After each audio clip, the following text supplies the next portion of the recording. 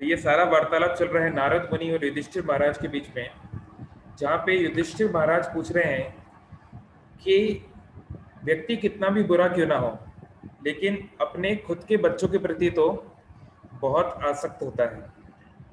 दुनिया में बुरे से बुरे लोग होते हैं, कोई बड़े से बड़ा टेररिस्ट भी क्यों ना हो, ओसामा बिन लादेन भी क्यों ना हो, या बड़े से बड़ा धोखेबाज व्यक्ति क्यों ना हो, लेकिन अपने बच्चों के प्रति एक विशेष ममता सबकी रहती है। तो ऐसे कैसे हो गया कि हिरण्यकशिपु खुद के ही बालक, वो ही केवल 5 साल का बालक, उसको मारने में इतना उसका रुचि है, और एक बार नहीं कई प्रकार से उसको मारने का प्रयास कर रहे हैं। तो ऐसा क्यों है? क्योंकि सामान्य तौर पे तो हम ये एक्सपेक्ट नहीं कर सकते कि कोई पिता अपने ही बच्चे को मारेगा, जान से मारेगा, वो भी इस तरीके से। तो ये बड़ा आश्चर्यजनक बात थी। तो नारद मुनि इनको पूरा स्टोरी बता रहे हैं कि कैसे कैसे क्या हुआ। तो हम लोगों ने लास्ट टाइम देखा था गुरुकुल के विषय में, कि कैसे प्रहलाद अपने गुरुकुल में अपने सहपाठियों को, उनके साथ में जो बच्चे थे, उनको ब्रेक्स में, लंच के टाइम पे कृष्ण कॉन्शियसनेस की या भक्ति की बातें बताते थे। तो ये हम लोगों ने लास्ट टाइम देखा था। तो आगे जब देखा, प्रहलाद के टीचर्स ने देखा, प्रहलाद के जो टीचर थे षंड और अमर्क, जो कि शुक्राचार्य के पुत्र थे, शुक्राचार्य जो कि असुरों के गुरु हैं। तो इन दोनों ने देखा, षंड और अमर्क ने, कि ये प्रहलाद हमसे सुधरने वाला नहीं है। ये इसकी इसकी जो प्रवृत्ति है, इसका जो नेचर है, वो कुत्ते की पूंछ की तरह है, और ये सुधरने वाला नहीं है, सीधा होने वाला नहीं है। और इसके पहले कि ये बाकी असुर बच्चों को भी विष्णु भक्त बना दे, उनको भी बिगाड़ दे, उनके शब्दों में इनको भी बिगाड़ दे, उससे अच्छा है, उससे पहले हमें महाराज के पास इसको ले जाना पड़ेगा। तो वो लोग हिरण्यकश्यप के पास प्रहलाद को ले गए और सारी बात बताई कि आपका लड़का देखिए ऐसा है, आपके ही दुश्मन विष्णु की गुणगान करता है और सभी को ब्रेन वॉश कर रहा है, सभी को जो है गलत गलत बातें सिखा रहा है। तो आप, ये रहा आपका लड़का, आप देखिए क्या करना है।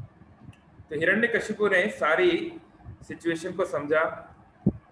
वो जान रहा है कि ये बच्चा नॉर्मल नहीं है, इसके पीछे कोई शक्ति है। तो ऐसा हिरण्यकशिपु को गुस्सा आ रहा था जैसे कि कोई सांप के ऊपर, कोई जो जब किसी का पैर चढ़ जाता है, तो हम अगर सांप के ऊपर किसी ने पैर रख दिया तो सांप एकदम हिसाने लगता है, बहुत गुस्सा हो जाता है, तीव्र गुस्सा निकलता है। तो ऐसे ही हिरण्यकशिपु की आंखें लाल थीं और उसे बहुत गुस्सा आ रहा था। तो प्रहलाद की तरफ घूरते हुए इन गुस्से भरी लाल आंखों से हिरण्यकशिपु ने देखते हुए बोला, हे उद्दंड बालक,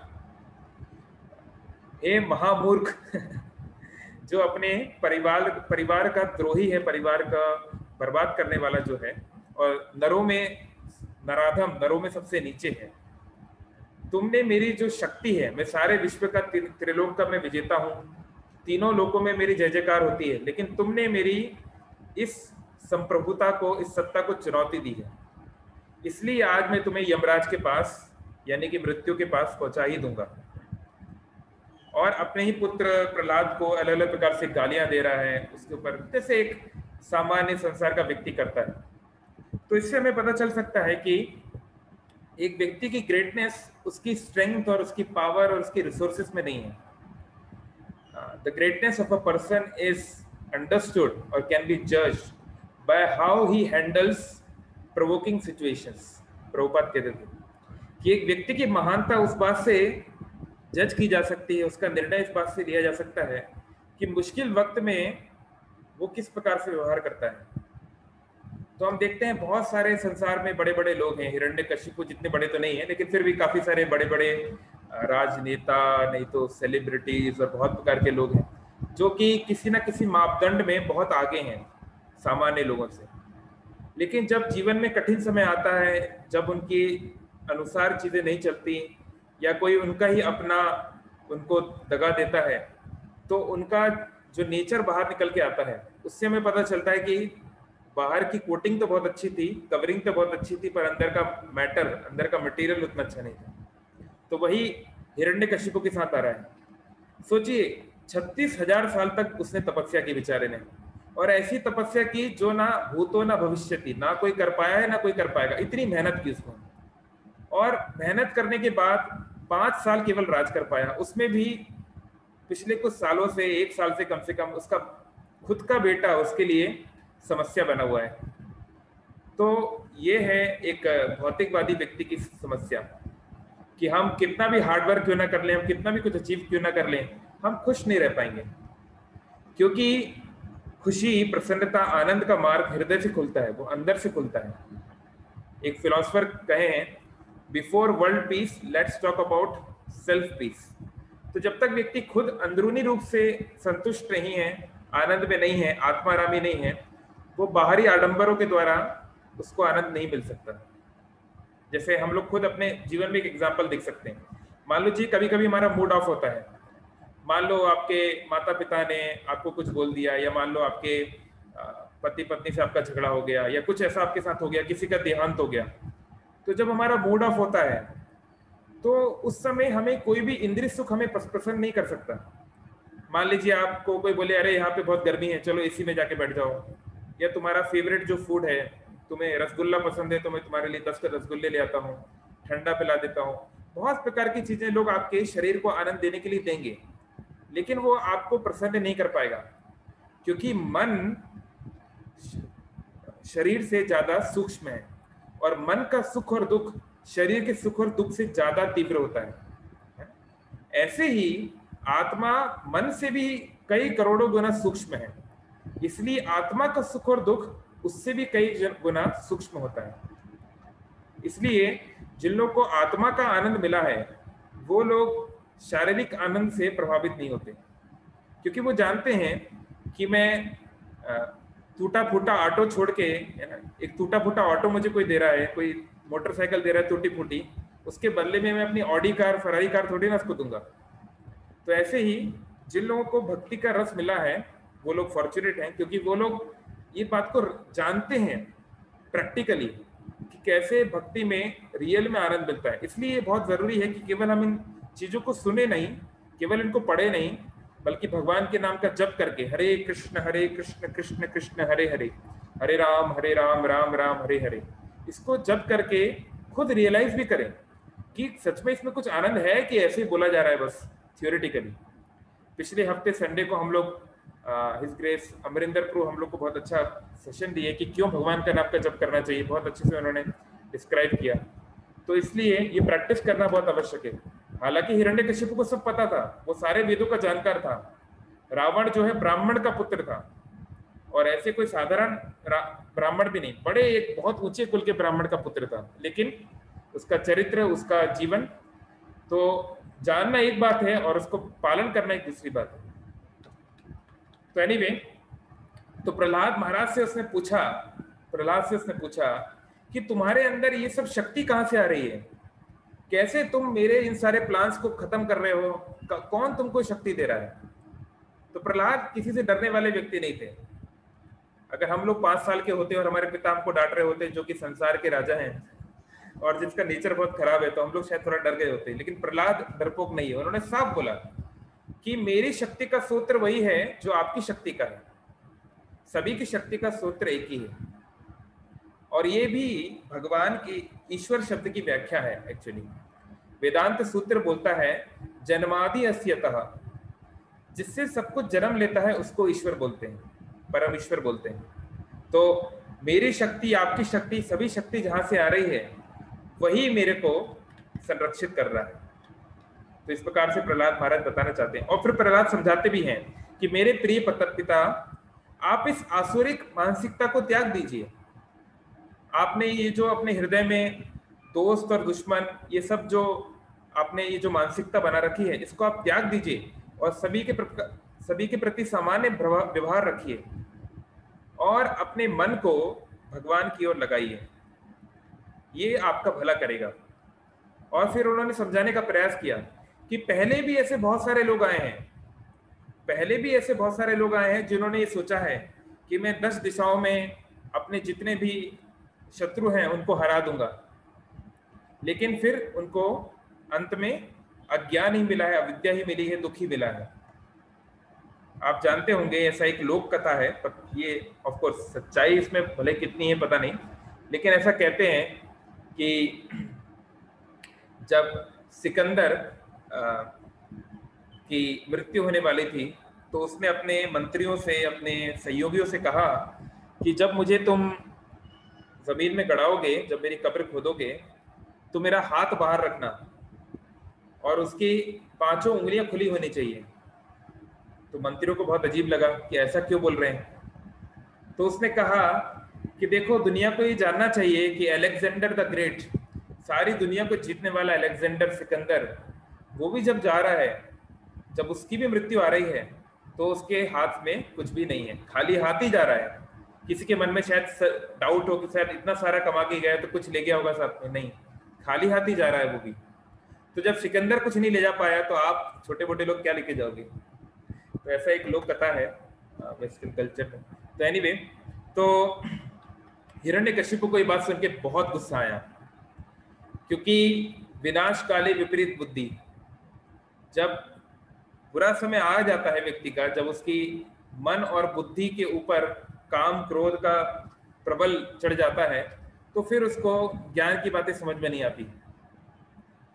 एक उज्जैन के राजा हुए भर्तहरि, आपने सुना होगा, उज्जैन के फेमस राजा हैं विक्रमादित्य। विक्रमादित्य के बड़े भाई का नाम तो भर्तहरि, जो पहले वो राजा थे और उनको किसी कारण से अपना राज्य उन्होंने त्याग दिया। एक बहुत लंबी स्टोरी है, हम उसमें नहीं जाएंगे। तो उन्होंने बहुत सारे शास्त्र लिखे हैं संस्कृत में, जो बहुत पॉपुलर है, एटलीस्ट नॉर्थ इंडिया में बहुत पॉपुलर है। तो उनका एक नीति शास्त्र है, तो उसमें कहा गया है कि हो सकता है कि कभी किसी दिव्य शक्ति से कोई व्यक्ति समुद्र को पार कर दे। ऐसा तो हो नहीं सकता कि कोई व्यक्ति समुद्र को पार कर दे, समुद्र को तैर के पार करना तो पॉसिबल नहीं है। फिर भी मान लो चलो ऐसा हो जाए, किसी कृपा से, किसी देवता की कृपा से, किसी देवी शक्ति से मान लो हो भी जाए, ऐसा हो सकता है। लेकिन एक मूर्ख जो कि जिद्दी हो, उसको समझाया नहीं जा सकता। तो ये दोनों कॉम्बिनेशन बहुत खराब है, फूल एंड ऑब्स्टिनेट।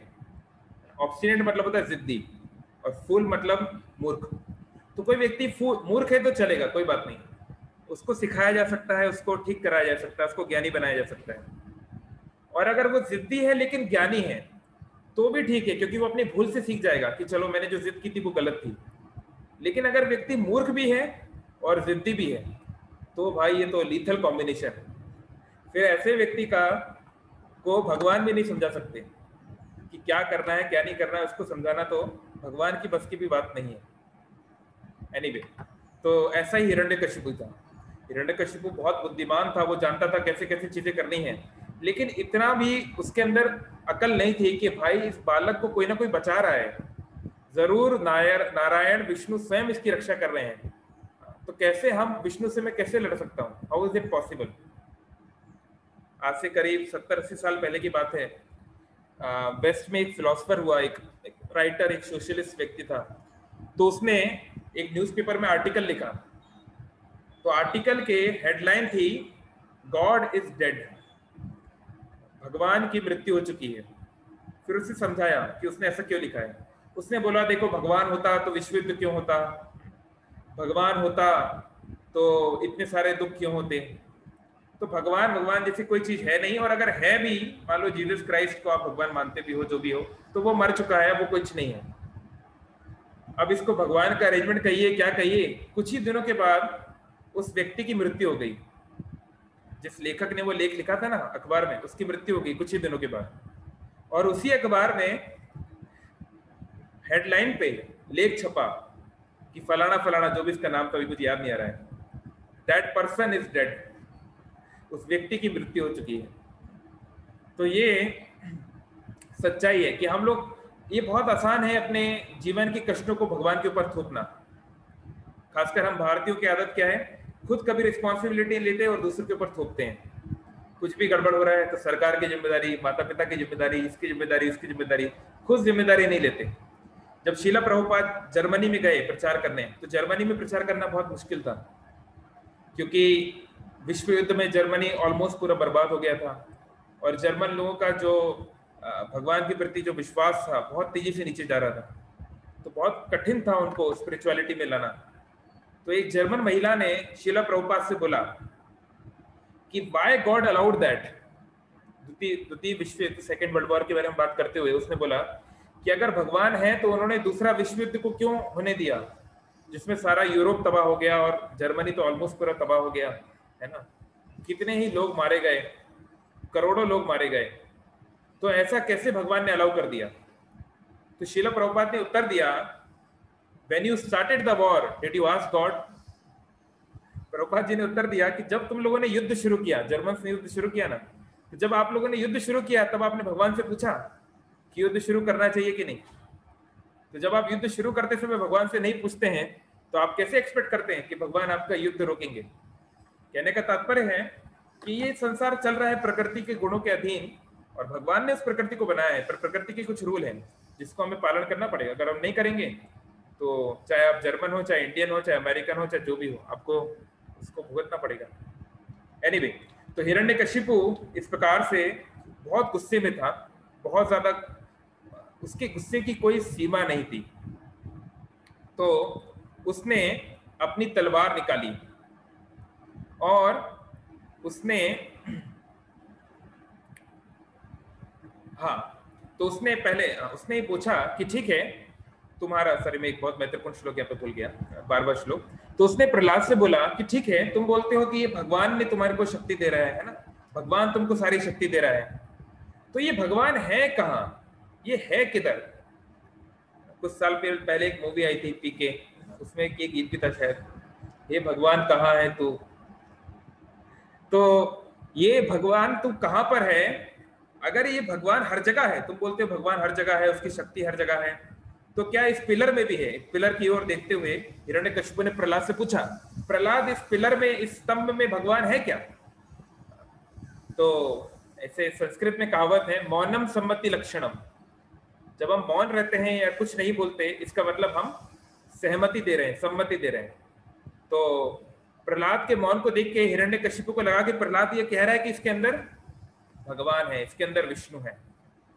तो हिरण्यकशिपु ने सोचा आज इसको इसके भगवान के साथ ही खत्म कर देता हूँ।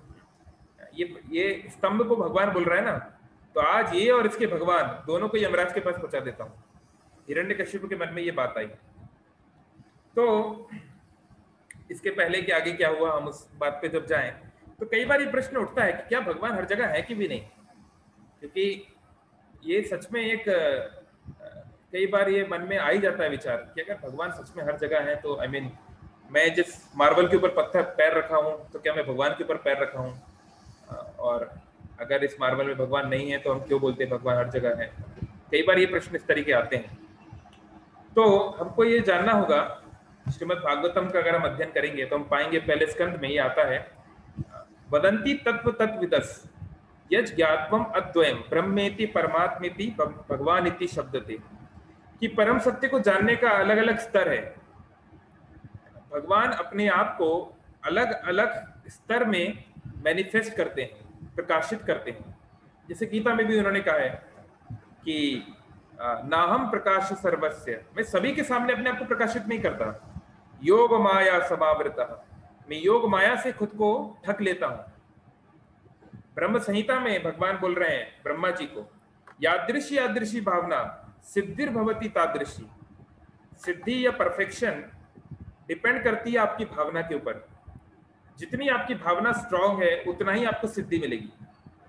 देखिए संसार में भी बात लागू होती है। कोई व्यक्ति किसी चीज के प्रति बहुत पैशनेट होता है, उसके प्रति उसकी भावना बहुत स्ट्रांग है, तो वो उस चीज को ज्यादा सिद्ध कर पाएगा। अब कोई जो है उस चीज के बारे में सीरियस ही नहीं है तो उसका उस चीज में सक्सेसफुल होना बहुत कठिन है। तो ये बात भक्ति में भी लागू होती है, आध्यात्मिक जीवन में भी लागू होती है।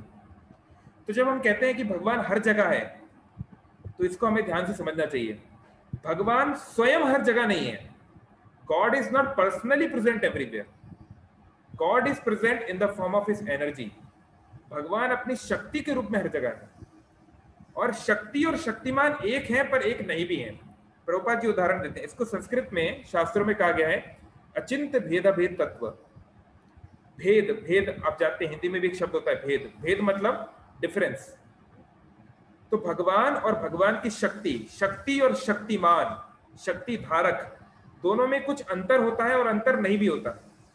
जैसे प्रभुपाद उदाहरण देते हैं कि मान लीजिए आप सुबह बिस्तर पे लेटे हैं और आप थोड़ा लेट उठे, 8-9 बजे आप उठे और आपने देखा कि बाहर सूर्य की किरणें हैं।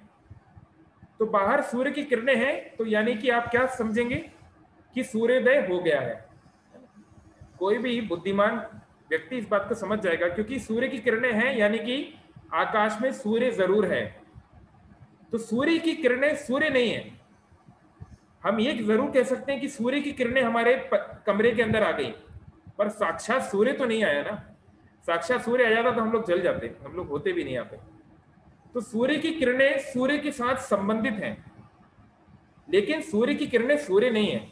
ऐसे ही भगवान की कई प्रकार की शक्ति हैं और वो शक्तियां भगवान से संबंधित हैं, लेकिन वो शक्ति स्वयं भगवान नहीं है, दोनों में अंतर है। तो ऐसे भगवान जो सर्वत्र हैं, इसको भगवान का ब्रह्म रूप कहते हैं, भगवान जो चारों तरफ हैं। लेकिन भगवान, जैसे भगवान का एक स्वरूप है, उसे बोलते हैं शिरोदक्षाय विष्णु। जैसे हम बोलते हैं ना भगवान हृदय के अंदर निवास करते हैं, तो हृदय के अंदर भगवान कौन से रूप में निवास करते हैं? चतुर्भुज रूप में, जिसको शिरोदक्षाय विष्णु कहा जाता है। और ये शिरोदक्षाय विष्णु हर एक एटम के अंदर भी है, हर एक परमाणु के अंदर भी है। लेकिन हमारे हृदय में जो शिरोदक्षाय विष्णु है और इस पत्थर के अंदर जो शिरोदक्षाय विष्णु है, उसमें अंतर है। हृदय के अंदर जो शिरोदक्षाय विष्णु है वो एक्टिव है, वो भगवान की आंतरिक शक्ति है। और जो एटम के अंदर, निर्जीव वस्तुओं के अंदर, इनर्ट मैटर के अंदर जो भगवान की स्थिति है वो एक्टिव नहीं है। भगवान गीता में बोलते हैं भिन्ना प्रकृति अष्टधा भूमि राको नलो वायो। ये जो पृथ्वी है, आकाश है, जल है, ये सब कुछ मेरा है, लेकिन मुझसे भिन्न है। भिन्ना प्रकृति अष्टधा, ये मैं नहीं हूं, ये मेरी प्रकृति है पर ये मैं नहीं हूं। तो पहले तो हमको समझना चाहिए, जब हम बोलते हैं भगवान हर जगह है, इसका ये मतलब नहीं है कि स्वयं भगवान हर जगह है। लेकिन हाँ, भगवान चाहे तो स्वयं अपने आप को हर जगह प्रकाशित कर सकते हैं, वो अपने आप को हर जगह मैनिफेस्ट कर सकते हैं। तो इसलिए कई बार हिंदुओं में ये बहुत बड़ा अंधविश्वास कई बार पाया जाता है कि वो हर चीज को ही भगवान मानने लगते हैं, हर एक चीज को ही। और कुछ ऐसे तथाकथित गुरु हैं या फिलोसफर्स हैं जिन्होंने कहा कि आप जिसको मानो वही भगवान है। नहीं, ऐसा नहीं हो सकता। मैं जिसको चाहूं उसको मैं प्राइम मिनिस्टर मान सकता हूं अपने मन में कि भाई हाँ, ये पान वाला भी प्राइम मिनिस्टर है, ये मेरे चाचा जी भी प्राइम मिनिस्टर है, पर मेरे मानने से वो प्राइम मिनिस्टर नहीं बन जाता। प्राइम मिनिस्टर वही है जो है ना? तो ऐसे ही हमको ये समझना पड़ेगा कि हमारे जो विचार हैं, आध्यात्मिक विचार, वो शास्त्रों के अनुकूल भी होना चाहिए। अपने मन से हम मनगढ़ंत चीजें नहीं बना सकते। तो भगवान हर जगह है, लेकिन अपनी शक्ति के रूप में। स्वयं भगवान हर जगह आ सकते हैं अगर वो चाहें, जैसे अभी आए नृसिंहदेव, लेकिन सामान्य रूप से वो हर जगह नहीं होते। चलिए, coming back to the point. तो हिरण्यकशिपु ने अपनी तलवार निकाली और उस स्तंभ की ओर आगे बढ़ा, और उस स्तंभ की ओर आगे बढ़ के उसने बहुत गुस्से के साथ अपने मुट्ठी से उस स्तंभ को मारा। बड़ा शक्तिशाली असुर था, मुट्ठी से भी मार सकता था, तो उसने उसको मारा। जैसे ही उसने स्तंभ को मारा, एक बहुत ही भयानक आवाज निकली, एकदम भयानक, जिसने ऐसा लग रहा था मारो कि सारे ब्रह्मांड को समाप्त कर देगी। और सभी देवी देवता, यहां तक कि ब्रह्मा जी भी इस आवाज को सुन के डर गए और उनके मन में विश्वास हो गया कि अब तो हम सभी के लोक, हम सभी के जीवन को समाप्त होने वाला है, हमारा उल्टी गिनती शुरू होने वाली है। तो हिरण्यकशिपु ने जब ये आवाज सुनी तो सभी के सभी, हिरण्यकशिपु और उसके सारे सहयोगी असुर सभी बहुत डर गए, उनके हृदय में एक महान डर आ गया। तो ये जो 17वां श्लोक है, ये बहुत ही महत्वपूर्ण श्लोक है एक्चुअली, कि ये हिरण्यकशिपु को मारने के लिए क्या भगवान यहाँ पर आए हैं इतना दूर? क्या उनके पास और कुछ काम धाम नहीं है वैकुंठ में?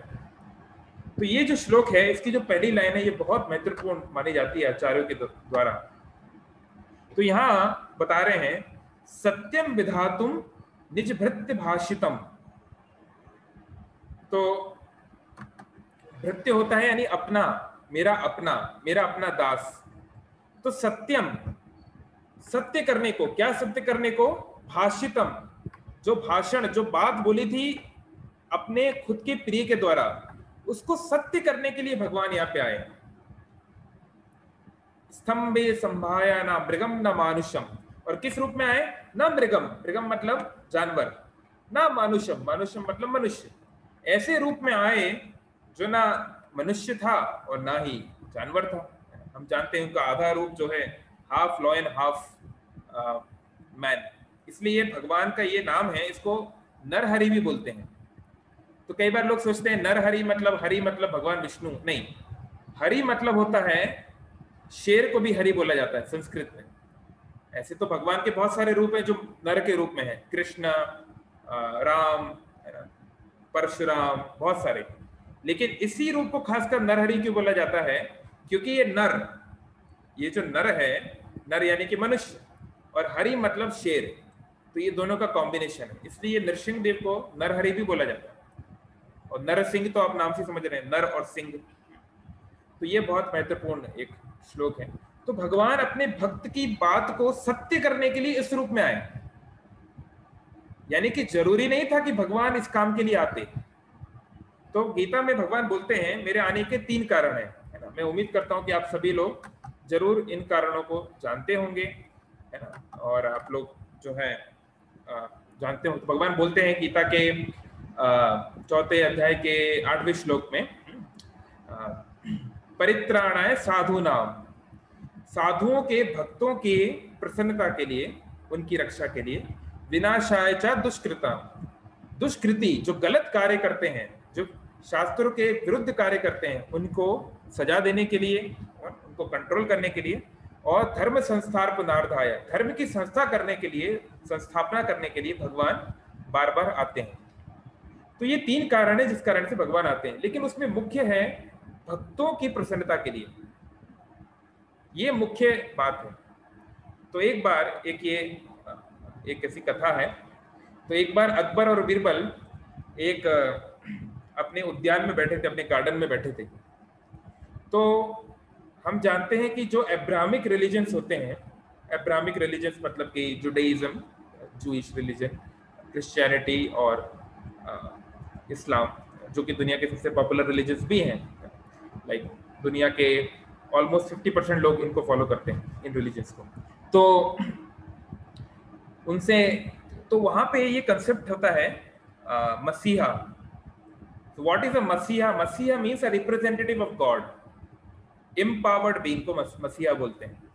तो आप देखेंगे, अगर आप उनकी थियोलॉजी पढ़ें, उनकी अगर हम स्क्रिप्चर्स को पढ़ेंगे, तो वहां पर भी बहुत सारे ऐसे मसीहा और प्रॉफिट्स और सन्स ऑफ गॉड और एंजल्स का बहुत सारा वर्णन है, जो आते हैं और दुनिया में लोगों को सदगति देते हैं, सही मार्ग दिखाते हैं इत्यादि। लेकिन वहां पे ये मानना रहता है अब्राहमिक रिलीजन्स का कि स्वयं भगवान जो है, स्वयं ऑलमाइटी ईश्वर को खुद आने की आवश्यकता नहीं है, क्योंकि भगवान तो अपनी शक्ति के द्वारा, अपने दास के द्वारा, अपने रिप्रेजेंटेटिव्स, प्रतिनिधियों के द्वारा ही अपने काम करा देते हैं, उनको स्वयं आने की क्या जरूरत है। तो एक बार अकबर बीरबल बैठे थे उद्यान में, एक गार्डन में बैठे थे, और अकबर ने ये बात बीरबल से पूछी। ऑफ कोर्स ये रियल स्टोरी नहीं है, ऑफ कोर्स ये एक कहानी है, बट इससे हम एक शिक्षा ले सकते हैं और उसको। तो अकबर ने बीरबल से पूछा कि तुम्हारे भगवान, तुम्हारे हिंदुओं के भगवान स्वयं क्यों आते हैं? क्या उनके अंदर इतनी शक्ति नहीं है कि वो अपने किसी सेनापति को, अपने किसी रिप्रेजेंटेटिव को, प्रतिनिधि को भेज दें और जो उनको काम कराना है वो करा दें? अगर तुम्हारे हिंदुओं के भगवान असली हैं, अगर वो सच्चे हैं, तो उनको स्वयं आने की क्या आवश्यकता? देखो बीरबल, जब मुझे अफगानिस्तान जाना होता है, जब मुझे यहाँ जाना होता है, मैं पूरी दुनिया पे, पूरे हिंदुस्तान पे राज करता हूँ, लेकिन मैं स्वयं नहीं जाता। मैं अपने लोगों को भेजता हूँ, वो लोग लड़ते हैं, वो लोग जीतते हैं और मुझे क्रेडिट मिल जाता है। तो मैं तो एक छोटा सा शासक होकर ऐसा कर पाता हूँ, तुम्हारे भगवान ऐसा क्यों नहीं कर पाते? तो बीरबल ने उत्तर दिया, हाँ आपका बहुत अच्छा प्रश्न है, इसका उत्तर मैं आपको कल दूंगा इसी समय पे। तो अकबर ने बोला ठीक है, कल हम इंतजार करेंगे। तो अगला दिन आया, तो उसी उद्यान में एक छोटा सा तालाब था। तो अकबर ने पूछा, बीरबल तो उत्तर है तुम्हारे पास मेरे प्रश्न का?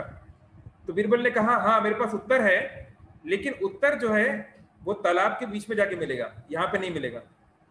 तो अकबर जानते थे कि बीरबल के तरीके थोड़े अजीब होते कई बार, तो उसने बोला ठीक है चलो नाव में बैठो।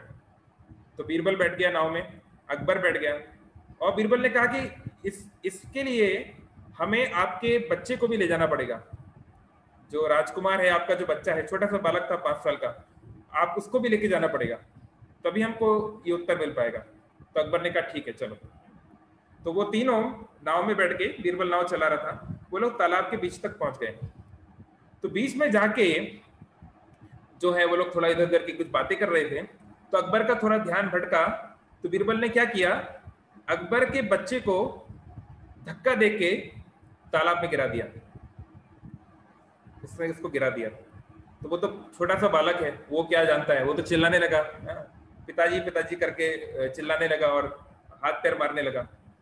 तो अकबर ने देखा, तो बीरबल के ऊपर वो गुस्सा कर सकता था, बीरबल को वो मार सकता था, कुछ भी कर सकता था, बहुत कुछ कर सकता था, वो बहुत सारी चीजें की जाती थी, लेकिन उसने ये सब कुछ नहीं किया। वो तुरंत पहले पानी में गया और उसने अपने बच्चे को बचाया।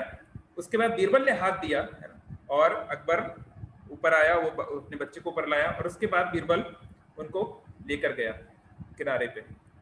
तो बीरबल ने बोला कि जहां पाना, इसके पहले कि आप उस पर गुस्सा हो, मैं थोड़ा आपको बताना चाहता हूं कि मैंने ऐसा क्यों किया। चिंता मत कीजिए, इस तालाब की गहराई ज्यादा नहीं थी, तो अगर आप नहीं भी कूदते तो मैं इसको बचा लेता, चिंता मत कीजिए, आपके बच्चे को मारने का मेरा कोई प्लान नहीं था। लेकिन मुझे ये बताइए कि आपके तो इतने सारे सैनिक यहाँ आसपास हैं, सैकड़ों सैनिक चारों तरफ थे, और आपकी तो उम्र हो गई है, अब आप बूढ़े भी हो गए हैं, अब आप तो उतने अच्छे तैराक नहीं है, आप किसी भी सैनिक को बोलते, कोई भी सैनिक कूद जाता और आपके बच्चे को बचा लेता। आपको खुद तैरने की क्या जरूरत है, आप तो जहां पना है, इतने सैकड़ों आपके नौकर चाकर सैनिक घूम रहे हैं, आपके एक इशारे पे वो आपके बच्चे को बचा लेते, क्या आवश्यकता थी आपको खुद कूदने की। तो अकबर ने जवाब दिया, बीरबल ये मेरा बच्चा है, ये मेरा खुद का बच्चा है, और जब वो चिल्ला रहा था तो ऐसा लग रहा था मुझे कि मानो मेरे प्राण डूब रहे हैं, तो इस कारण से मैं इंतजार नहीं कर पाया, मैं किसी और के ऊपर डिपेंड नहीं होना चाहता था, मैं अपने बच्चे को खुद बचाना चाहता था। तो बीरबल ने उत्तर दिया, ठीक इसी तरीके से हम सभी भगवान के स्वयं पुत्र हैं, हम लोग भगवान के खुद के हैं, ये नहीं कि भगवान ने हमको बना के भूल गए हैं या हम उनके पराए हैं, भगवान के हम स्वयं हैं। तो इसलिए जब हम पे कष्ट आते हैं, भक्तों पे कष्ट आते हैं, तो भगवान स्वयं आते हैं। भगवान बीच बीच में चाहे तो दूसरे लोग को भेजते हैं, लेकिन भगवान स्वयं आते हैं जब देखते हैं कि स्थिति बहुत खराब है, अब तो बच्चा डूबने ही वाला है, अभी तो धर्म का पूरा विनाश होने वाला है, लोगों में बहुत दुख है और संसार पूरी तरीके से त्राही त्राही हो रहा है, तो भगवान स्वयं आते हैं, क्योंकि वो इस दुख को देख नहीं पाते। भगवान बुद्ध के बारे में कहा गया है दशावतार स्तोत्र में, निंदसी यज्ञ विधे अश्रुति जातम सदा हृदय दर्शित पशुघातम केशव धृता बुद्ध शरीर जय जगदीश हरे।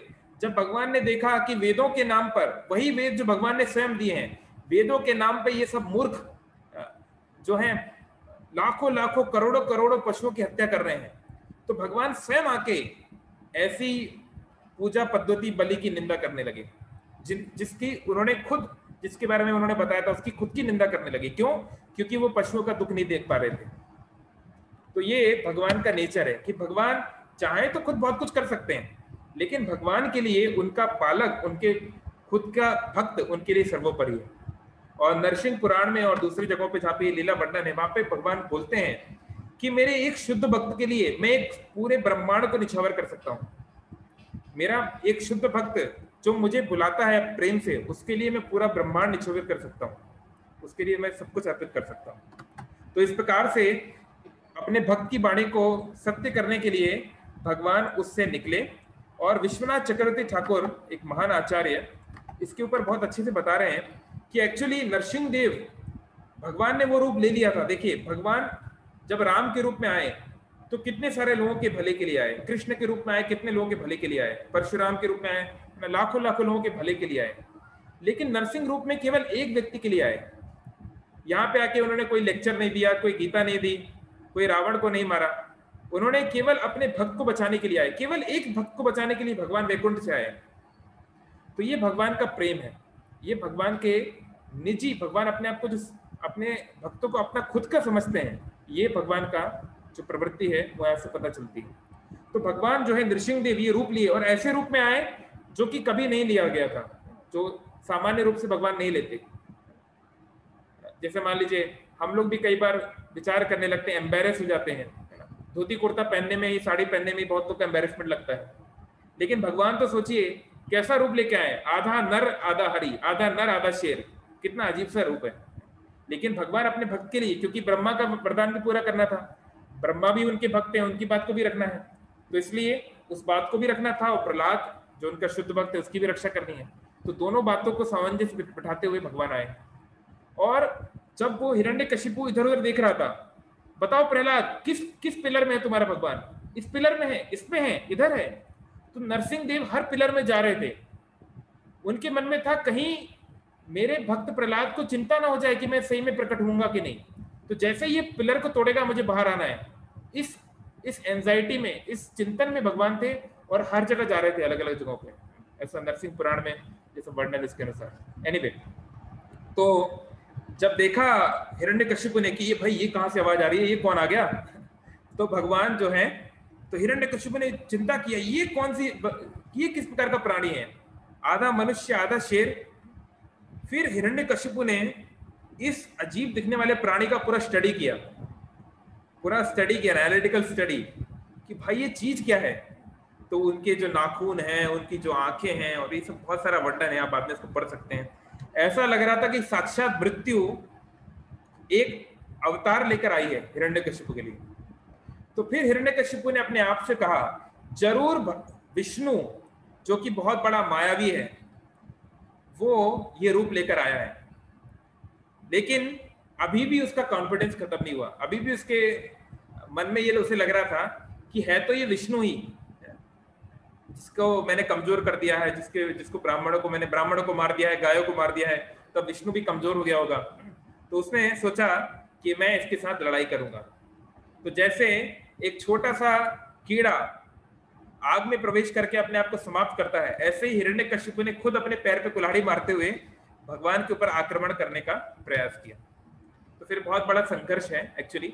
तो भगवान जब प्रकट हुए तब शाम का समय नहीं था, तब दोपहर का यानी 2 से 3 मुहूर्त, यानी आप कह सकते हैं दोपहर के 3-4 समथिंग ऐसे कुछ बज रहा था।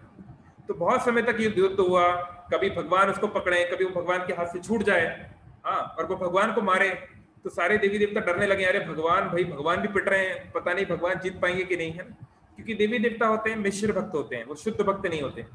अधिकतर मतलब 33 करोड़ देवी देवताओं में जो अधिकतर देवी देवता हैं वो मिश्र भक्त हैं, उनकी भक्ति शुद्ध नहीं है प्रहलाद की तरह। तो वो उनको भी डर लगने लगा, रहे कहीं भगवान हार वार ना जाए, क्या होगा फिर, है ना। तो इस प्रकार से जैसे भगवान खेलते हैं इस प्रकार से भगवान बहुत समय तक खेलने लगे। क्योंकि आप याद करिए हिरण्यकशिपु यहाँ पे क्यों आया है। हिरण्यकशिपु एक्चुअली भगवान का ही द्वारपाल है, जय विजय, है ना। तो जय हिरण्यकशिपु के रूप में आया। तो जय यहाँ पर क्यों आया है, क्योंकि भगवान विष्णु की इच्छा हुई वीर रस का आस्वादन करने की, लड़ाई करने की। क्योंकि वैकुंठ में तो भगवान से कोई लड़ाई नहीं कर सकता, भगवान वहां पे सर्वे सर्वा है। तो इसलिए भगवान को वीर रस का आस्वादन करना था, इसलिए तो भगवान यहाँ पे आए हैं। तो हिरण्यकशिपु वो सेवा बहुत अच्छे से कर रहा है और भगवान को एक अच्छा कंपटीशन दे रहा है, भगवान को ही मजा आ रहा है लड़ाई करने में। तो कई घंटों तक ये लड़ाई चली, है ना। शाम हो गई तो फिर ब्रह्मा जी ने प्रार्थना की, भगवान देखिए शाम का समय हो गया है, सभी देवता लोग डर रहे हैं, अब आप कुछ कीजिए, आपकी लीला को बंद करिए, है ना। तो भगवान ने शाम के समय ही हिरण्यकशिपु को मारना था, भगवान शाम का इंतजार कर रहे थे, क्योंकि ना मैं दिन में मरूंगा ना रात में, जो उसने वर लिया हुआ था। तो शाम के समय भगवान हिरण्यकशिपु को पकड़े और उसके घर के बाहर, उसकी चौखट के बाहर, वहां पर वो खड़े हुए, क्योंकि ना घर के अंदर मरना था ना घर के बाहर, और उसको गोदी में रखा। तो गोदी ना जमीन है ना आकाश है, और नाखून से, नाखून ना कोई अस्त्र है ना शस्त्र है। और उसने ये भी मांगा था, ना मैं जीवित व्यक्ति से मरूं, ना मैं जीवित चीज से मरूं, ना मैं मृत चीज से मरूं। तो नाखून जो है वो तो मृत्य हैं, वो तो जीवित नहीं है, लेकिन नाखून अपने आप बड़े भी होते हैं, जिसमें जीवन की एक लक्षण है। तो इस प्रकार से भगवान ने उसके सारे जो वरदान है उनको पूरा करते हुए उसको पूरा फाड़ दिया, उसके पूरे इंटेस्टाइन को फाड़ दिया, और उसकी जो आंत है उस आंत को, इंटेस्टाइन को निकाल के अपने चारों ओर लगा लिया। जैसे एक शेर, सच में जैसे शेर एक शिकार करता है जब किसी हिरण का किसी, तो सच में ऐसे ही करता है, पूरा चीर फाड़ देता है और पूरा खून खनन कर देता है। तो भगवान ने ऐसा किया, पूरा खून लगा लिया और पूरा ऐसे कर दिया। हाँ, तो सभी लोग डर रहे थे, उनके पास कोई नहीं जा रहा था। ना शिव जी जा रहे थे, ना ब्रह्मा जी जा रहे थे, कोई उनके पास जाने से सब लोग को सब लोग थोड़ा भय में थे कि इस प्रकार का रूप हमने कभी नहीं देखा। ऐसा होता है ना, कभी कभी घर में मान लो पिताजी बहुत गुस्से में हैं, तो कोई नहीं जाना चाहता पास में, ना माँ जाना चाहती है, ना बच्चे जाना चाहते हैं, सब लोग गुस्से में हैं। तो ऐसे ही कोई उनके पास में नहीं जा रहा था। तब ब्रह्मा जी ने प्रहलाद को आगे किया, प्रहलाद देखो तुमको बचाने के लिए भगवान आए थे, है ना, तो ये सब तुम्हारा किया कराया है तो तुम जाओ और भगवान को शांत करो, नहीं तो वो तो पूरी दुनिया को खत्म कर देंगे। तो प्रहलाद को बिल्कुल भी डर नहीं लगा। क्यों डर नहीं लगा? क्योंकि प्रहलाद ने ये बात कही है, मैं कुछ लोगों को छोड़ रहा हूँ यहाँ पे, आप बाद में पढ़ सकते हैं। प्रहलाद ने कहा कि एक जो सिंगनी होती है ना, एक सिंगनी, एक शेर होता है, सिंगनी होती है, वो बड़ी खतरनाक होती है। शेर को देख के सब लोग डर जाते हैं और उससे सब दूर भागना चाहते हैं। लेकिन शेर का जो बच्चा है, शेर का बच्चा क्या सिंगनी को देख के या शेर को देख के अपने माता पिता को देख के क्या डरता है? नहीं, बल्कि और उसके अंदर ममता आती है कि ये तो मेरे माता पिता हैं, और उनकी ओर तेजी से दौड़ता है, क्योंकि वो जानता है कि ये मेरी संरक्षा, मेरी रक्षा करेंगे। ऐसे ही मुझे भगवान के इस स्वरूप से बिल्कुल भी डर नहीं लग रहा है, प्रहलाद महाराज ने कहा, है ना। और ऐसा कहते हुए वो भगवान के पास में गए, और भगवान के पास में जाके, जहां लक्ष्मी भी जाने से डर रही थी, स्वयं जो भगवान की नित्य संगिनी है वो भी जाने से डर रही थी, लेकिन प्रहलाद गए। और प्रहलाद को देख के, क्योंकि बच्चों को देख के नेचुरल है हमारा गुस्सा कम हो जाता है, प्रहलाद के सुंदर रूप को देख के भगवान शांत हुए और उसको अपनी गोदी में रखा। तो इस प्रकार से फिर बहुत सारी प्रार्थनाएं हुई, नरसिंह देव की सब देवताओं ने प्रार्थना की इत्यादि, और फिर प्रहलाद आगे चल के असुरों के राजा बने और उन्होंने कई साल तक राज्य किया और बहुत कुछ। तो एनीवे, पर मुख्य शिक्षाएं तो ये है। तो इस प्रकार से ये प्रहलाद महाराज की शिक्षाएं हम लोगों ने कुछ देखी पिछले कुछ हफ्तों में। तो उम्मीद करता हूँ कि आप सबको काफी कुछ सीखने को मिला होगा। तो इसलिए जब भी हमारे जीवन में कोई संकट आए तो भगवान के इस रूप को हम स्मरण कर सकते हैं, इसको हम जो है इसको इनकी शरण में जा सकते हैं, क्योंकि मृत्युम नमाम्य हम, ये नृसिंह का रूप ही इस प्रकार का है कि मृत्यु भी डर जाए। इतना भयानक रूप है कि मृत्यु भी जो है इससे इसके सामने डरेगी। इसलिए अगर मान लीजिए वर्ष केस में आपको कोई भूत पिशाच भी दिख जाए, कोई बुरी सी बुरी चीज भी दिख जाए, तो भी नरसिंह देव का स्मरण करने से हम लोग इन सब चीजों से अपने आप को संरक्षित कर सकते हैं। ओके, ठीक है, हरे कृष्णा। ठीक है, मैं देखता हूँ कि कोई क्वेश्चन है क्या। अगर किसी और के कोई क्वेश्चन है तो अपने आपको अनम्यूट कर सकते हैं, मैं अनम्यूट कर रहा हूँ। अदरवाइज अगर आप चैट बॉक्स में टाइप करेंगे तो बहुत ही अच्छा है। ठीक है,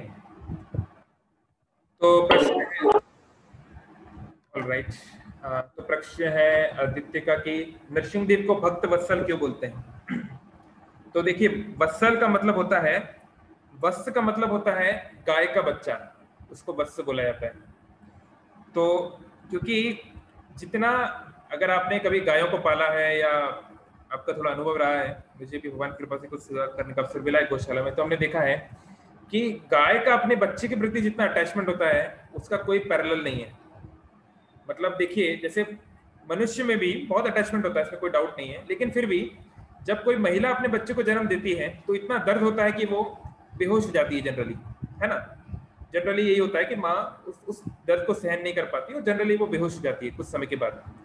लेकिन गाय को अगर आप देखेंगे तो गाय जन्म देती है, बहुत पीड़ा में होती है, भयानक पीड़ा, और जन्म देने के बाद भी वो इतनी कमजोर है, इतना खून निकल गया, सब हो गया, उसके पीछे से निकल रहा है, लिक्विड निकल रहा है, और वो एक चीज निकलती है जिसको काटना पड़ता है एक्चुअली, जो गाय ना खा ले, नहीं तो उसको जहर की तरह, बहुत सारी चीजें हैं। लेकिन ऐसी स्थिति में भी गाय का एक ही उसका रहता है फोकस कि मेरा बच्चा कहाँ है, उसको चाटती रहती है वो।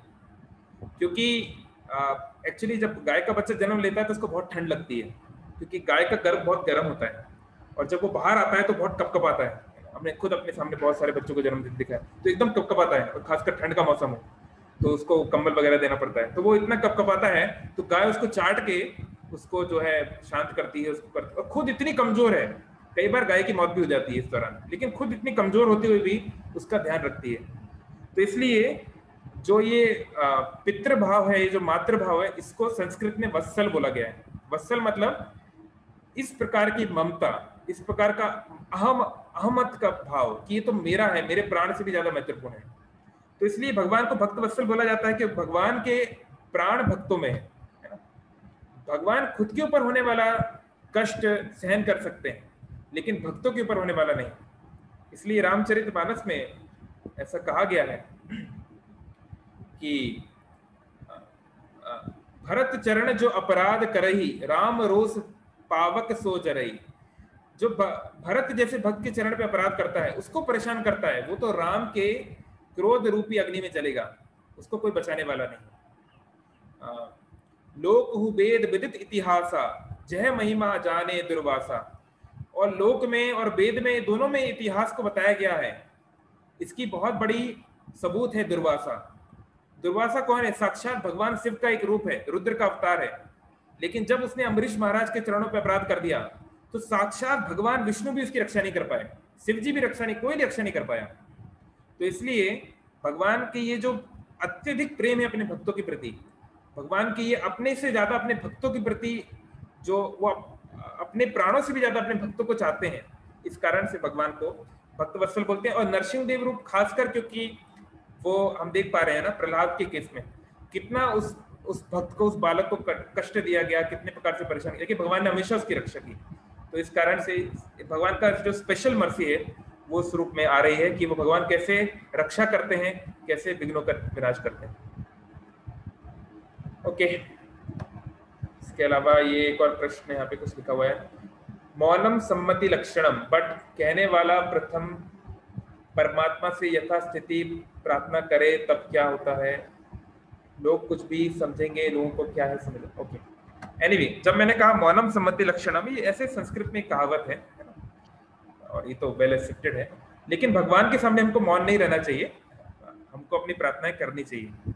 ऑफ कोर्स भगवान तो जानते हैं हमारे हृदय में क्या है, तो बोलने की जरूरत नहीं भी है, लेकिन फिर भी शुरुआती स्तर में कम से कम बोलना अच्छा है, क्योंकि हमें फील होगा कि हम ज्यादा भगवान से रिलेट कर रहे हैं। भगवान के सामने अपनी प्रार्थनाएं करनी चाहिए। नरसिंह भगवान की कुछ प्रेयर्स जरूर, ठीक है, हम लोग उसे ग्रुप में डालेंगे, आप लोग भी सर्च कर सकते हैं। नरसिंह कवच मंत्र आप गा सकते हैं, नरसिंह आरती गा सकते हैं, ये बहुत प्रकार की चीजें आप कर सकते हैं। क्या प्रहलाद महाराज को इंद्र की पोस्ट मिली? नहीं, इंद्र की पोस्ट क्यों मिलेगी उनको? इंद्र की पोस्ट तो काफी नीचे है, प्रहलाद की पोस्ट तो बहुत ऊपर है। प्रहलाद के ही परिवार में आगे चल के एक व्यक्ति आएंगे जिनका नाम है बलि महाराज, बलि, जिनको आगे चल के जो है इंद्र की पोस्ट मिलने वाली है, मतलब फ्यूचर में नेक्स्ट मनवंतर में उनको पोस्ट मिलेगी। बट प्रहलाद को तो इंद्र की पोस्ट की कोई आवश्यकता नहीं है। ओके, और किसी का कोई कुछ प्रश्न, कोई कमेंट? ठीक है, थैंक यू वेरी मच। हरे कृष्णा, श्रील प्रभुपाद की जय। शाम को मिलेंगे, अगर आप लोग के पास समय तो आइए शाम को।